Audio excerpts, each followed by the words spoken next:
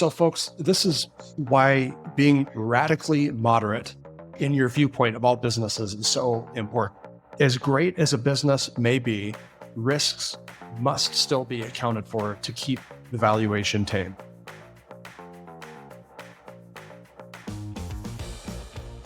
Hey, everybody. Welcome back to Chipstock Investor. Happy Monday. We hope you all had a great weekend, either taking some rest from work or if you had to work this weekend, we hope it was good.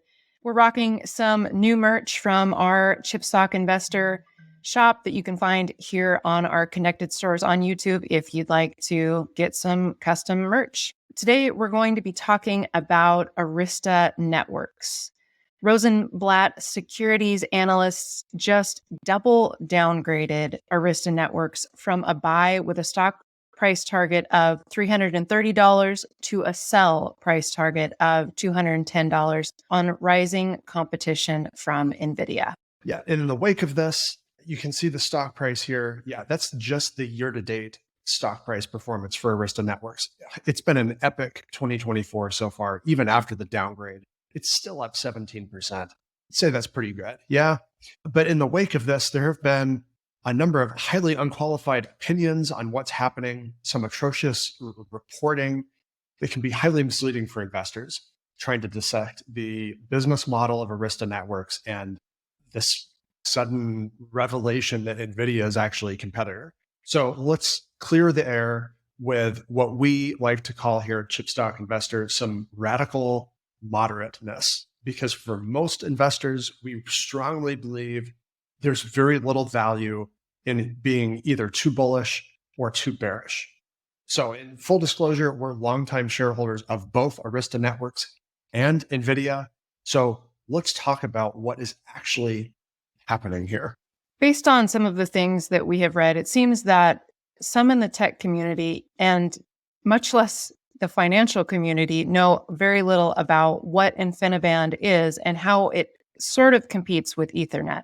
Now, we're certainly not saying that's the case with CEO of TensTorrent, Jim Keller, and he's, of course, very well known in the CPU design engineering world. But just to make an interesting point here, he recently tweeted that NVIDIA could have saved itself and its users a lot of money if they had only just used Ethernet instead of InfiniBand to link the new Blackwell GPUs together. This certainly would have promoted more cohesion for customers that want to use software or hardware from other companies, which for obvious reasons, NVIDIA doesn't necessarily want. They're running a proprietary system for a reason, hence the monstrous billions in data center revenue in the last several quarters. Now, Mr. Keller is a legend in the chip design community, but he is also CEO and co-founder of some of his own businesses these days. A CEO role is very different from one of an executive chip designer role that he's played in the past. So bear that in mind when posts such as this one come out. And for the record, CEO of NVIDIA, Jensen Huang, has affirmed many times that he loves Ethernet. And NVIDIA is putting its money where Jensen's mouth is in Ethernet. And that is what suddenly has some investors spooked. Yeah, that's absolutely right. We're going to talk about Ethernet and InfiniBand. You can see both of those shown here. And then in this slide, the Spectrum X Ethernet platform that a lot of data center hardware designers and manufacturers are putting to use. Just a couple here: Dell Technologies, Hewlett-Packard Enterprise, Lenovo. Before we get into that nitty-gritty, let's talk about how Arista Networks and Nvidia actually make revenue from this industry. At the end of the day, they're both in the business of engineering data centers for especially the big tech giants that operate cloud services like Amazon AWS, Microsoft Azure, Google Cloud, Oracle Cloud, as well as data centers for consumer internet products. So again, Google, but specifically Google Search, which billions of people use every single day. Meta's Facebook, Instagram, and WhatsApp, again, billions of users worldwide every single day. So Arista and Nvidia actually monetize their work in helping with the design work of these data centers by not constructing them, but via the sale of hardware and software that ultimately gets designed into and purchased to complete the construction of those data centers, those computing facilities. In slide 1 here of our semiconductor industry flow, we have Arista Networks highlighted as a tech equipment and device designer, as well as enterprise software. And then in part 2 of the same slide, we've highlighted Nvidia, historically a fabless chip designer, but as the idea of the GPU has grown from just a single chip to like these massive clusters of GPUs, NVIDIA increasingly also getting in on the tech equipment and device engineering game and enterprise software that runs on top. As we've mentioned before, just the infrastructure part of this industry is worth roughly $250 billion a year in global annual spending. And that's a figure that's now quickly rising as purpose-built data centers just for generative AI training are being added to the traditional on-premises computing and public cloud data center markets. Kasey, let's delve into the nitty-gritty a bit more of how first Arista actually monetizes its engineering work for data centers. Yes, for Arista, its data center switches, routers, and other networking equipment and operating software include cybersecurity services. In this case, an Ethernet-based switch connects multiple servers together to create a network, as you can see in our slide. And an Ethernet router connects multiple switches and the network of servers they form to make an even larger network. These are the devices used to create these data center supercomputers that big tech, government organizations, and the research community utilize today. Arista's 2023 revenue was $5.86 billion with a GAAP operating profit margin of 38.5%. From a product perspective, data center and cloud network hardware was 60 to 65% of 2023 revenue, 10 to 15% campus or on-premises cognitive network hardware, and 20 to 25% software and services, as noted in this slide. Okay, so that's Arista. How does NVIDIA make money?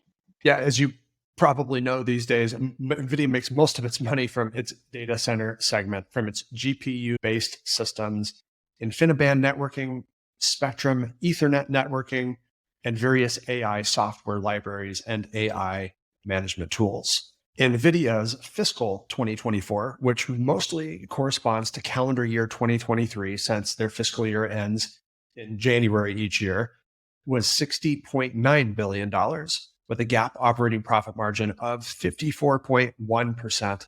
So much, much bigger than Arista Networks at this point, thanks in large parts to generative AI training. Of total revenue, $47.5 billion of it last year, or about 78% of total sales, were lumped into that data center segment that has captured everyone's attention. You can see the booming sales in the last year, especially of that top line item there, lumped under data center. That gives you a little background on the products and services that make NVIDIA and Arista Networks money. Now let's shift focus to NVIDIA's Spectrum Ethernet. Spectrum Ethernet hardware is not new. This is just the latest and by far the best to date generation of NVIDIA's Ethernet networking gear. Spectrum also was acquired along with InfiniBand products from Mellanox back in 2020.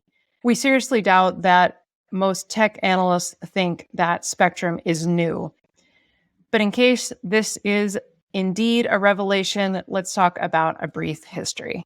So from an investor perspective, usually when we see Ethernet or InfiniBand or any other tech hardware for that matter, what we see is a product that gets sold and generates a sale.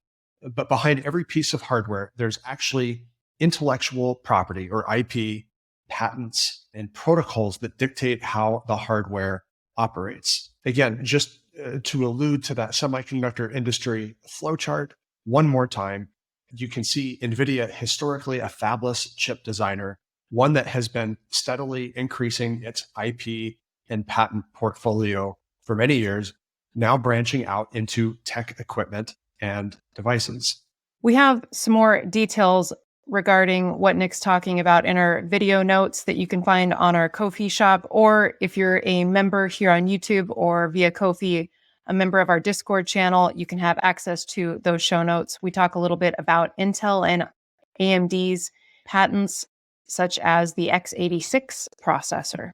Now let's talk about where Ethernet and InfiniBand come into this story. These are two sets of data networking open standards.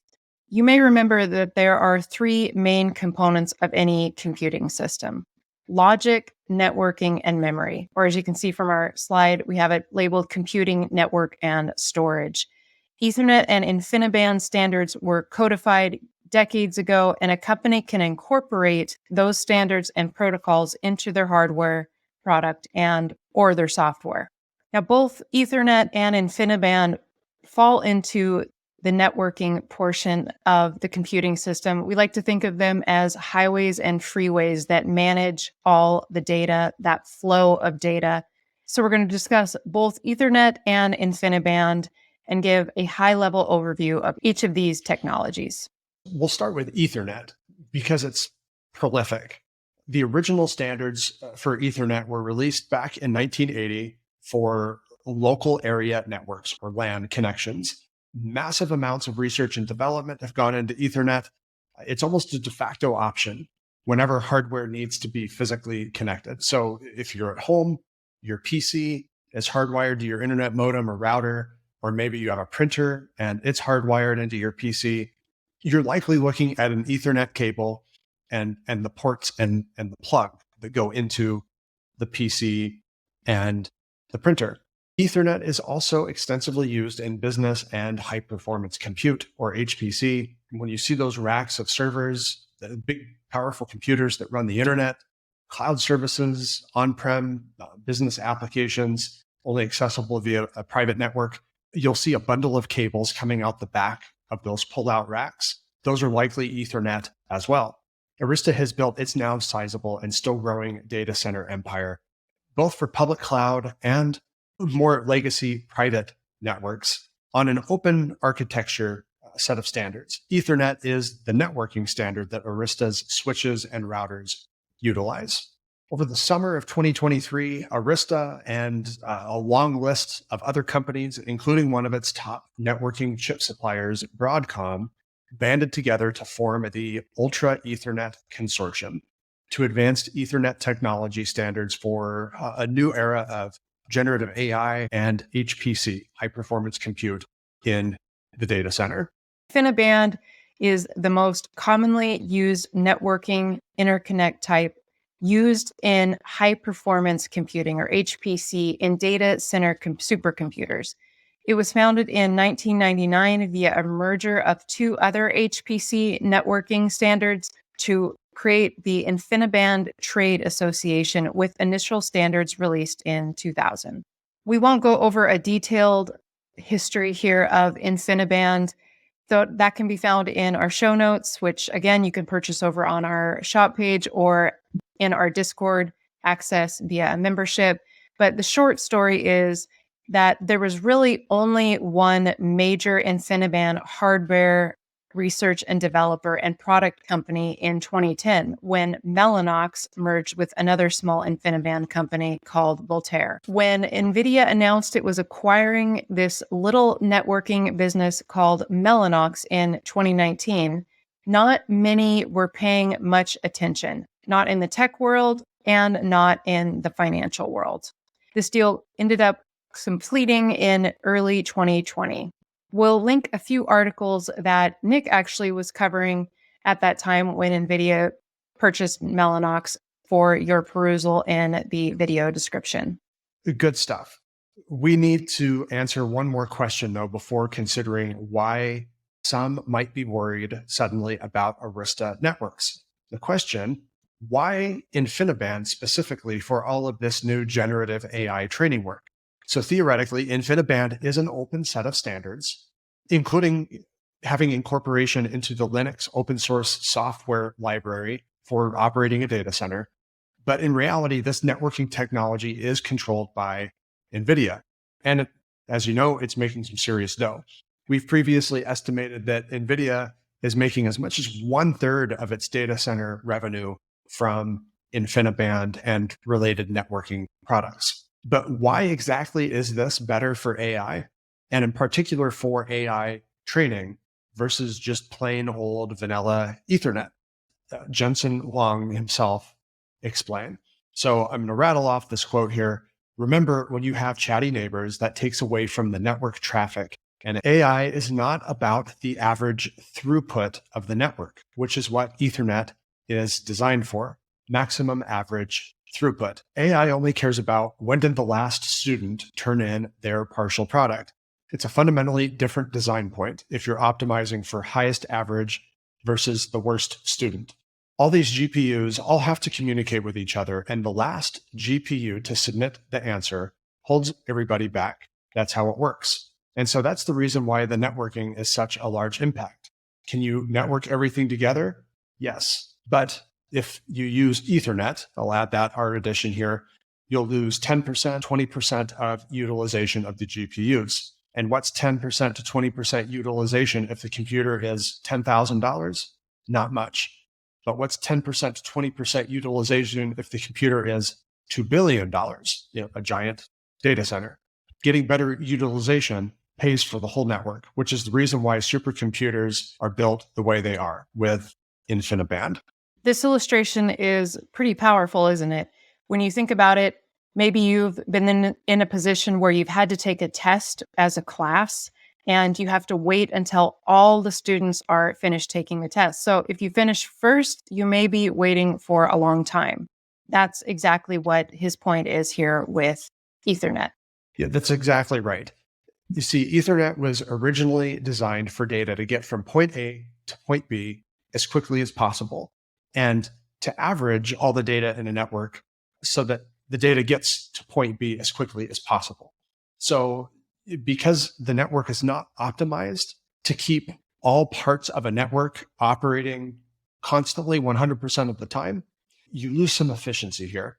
If Ethernet were used to network together NVIDIA's GPUs for AI training, it could leave some of those GPUs finishing their homework early, so to speak, and then sitting idle while others gather up and process their data.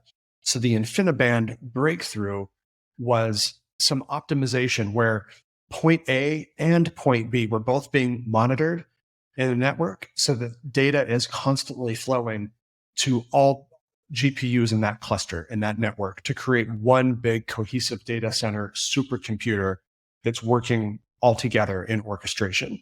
To make this statement even more simple, Ethernet is fantastic for non-AI data center high performance computing, and also even for AI inference after the AI has been trained and is now being used. But InfiniBand is the best bet at this point for AI training networking.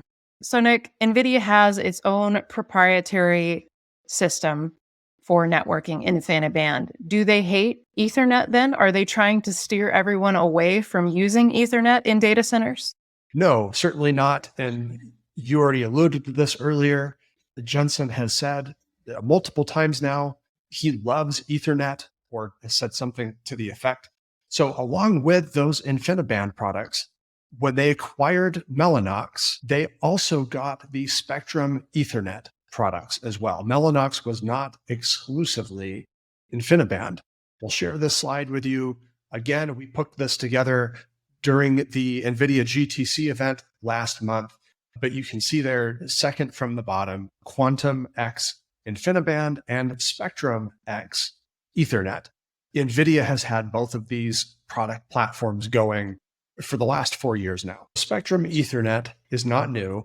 However, the latest generation of it, Spectrum X, perhaps that's what has Rosenblatt suddenly worried that Arista's Ethernet-based business could come under threat from NVIDIA. It's a valid, but again, certainly not new concern. Spectrum X in particular was actually announced in spring 2023, almost a year ago.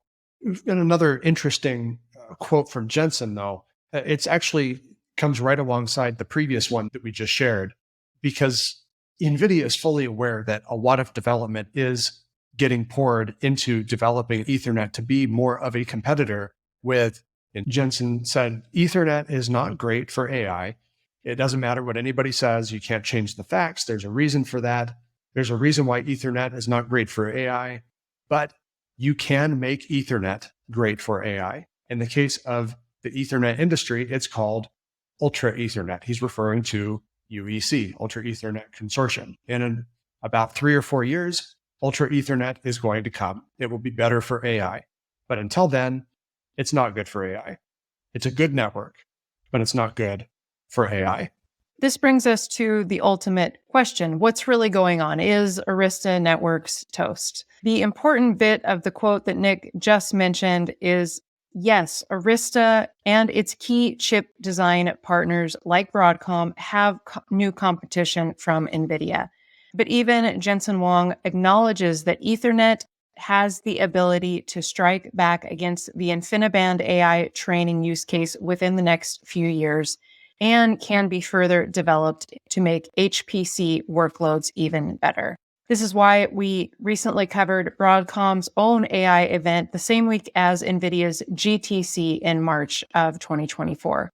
Broadcom is really leaning into its Ethernet capabilities, especially for its custom chip design business for big data center operators. So what happened here? Why is the analyst at Rosenblatt blasting Arista Networks and doubling down on this sell notice? Well, I think we see two possibilities here, right? The first, the analyst team at Rosenblatt maybe weren't completely aware of the two different NVIDIA networking product platforms until that GTC conference in March. It's a small but not 0% possibility, but we can't say for sure. We don't diligently follow Rosenblatt or any other Wall Street analyst for that matter. So that's one possibility. Number two, maybe Rosenblatt is actually acting as this important market mechanism, an agent of chaos, as you will, that keeps stock valuations in check. This is probably the more likely scenario, the second one. It's totally fine. Although we do have misgivings about the double downgrade. The second scenario is totally fine. We think it's the more likely one, although we do have misgivings about the double downgrade. If you knew about Spectrum Ethernet all along, but still maintained near-term Arista network stock target at $330 per share, which implied a trailing 12-month price-to-earnings ratio of about 50, and suddenly you decide the business is worth over a third less than that. How is that not a pump and dump scheme that has everybody suddenly freaked out if you're an Arista Networks shareholder? So for the record, this is one reason we don't do short-term price targets. We covered this in February after Arista reported full year 2023 earnings results. The stock is merely basically back to where it was when we covered it 2 months ago. And ultimately, all that's really changed since then is we've taken a round trip in the stock price from roughly 260 up to 300 and back to 260 again. That's a change, I guess, sort of. And a Wall Street analyst downgrade. Arista already had factored this into their expectations. They had 34% year over year sales growth last year, a very, very healthy increase. And CEO Jayshree Ullal already told us that they saw about 10 to 12% growth building off of that massive increase in 2022 and 2023. The growing NVIDIA competition was already implied by Arista's own slower growth outlook for 2024, in our view. So folks, this is why being radically moderate in your viewpoint of all businesses is so important. As great as a business may be, risks must still be accounted for to keep the valuation tame. Arista is a superbly run business, in our opinion, and that hasn't changed, but there need to be limits put on the premium that we put on that kind of quality business. So the same as how we said in February. This is why we continue to hold our long-term position in Arista. We're not adding at this point. And for investors who are still warming up to long-term Arista Networks ownership, you might want to consider using a small dollar cost average plan. And if you still like the business, keep that DCA, that dollar cost average plan going, regardless of what happens on Wall Street. ANET was cheap for much of the last couple of years, but that cheapness is now gone. Rosenblatt, I guess, ultimately at the end of the day here, helped get us back closer to fair value territory, even though maybe the method in arriving there might have been a little bit odd. Yeah, we'll leave it at that. That is a wrap for this episode of Chipstock Investor. Of course, once again, hit that subscribe button if you have not already. We have so many of our viewers that are watching our channel but not subscribing. So please, that is one of the best ways and easiest ways to help us is by just hitting that subscribe button. Of course, if you're interested in our show notes, take a look at our Ko-fi page or our membership here on YouTube, which gets you access to Discord and all of our video and published manuals. We have earnings season coming up, so get ready, folks. We'll have plenty of material out to you as we have some of our favorite companies reporting in the coming week. ASML, Netflix, some of the top companies that we have in our portfolio. And we will also have an update on Qualcomm coming soon. Take care, everyone. We will see you again very soon here at Chipstock Investor.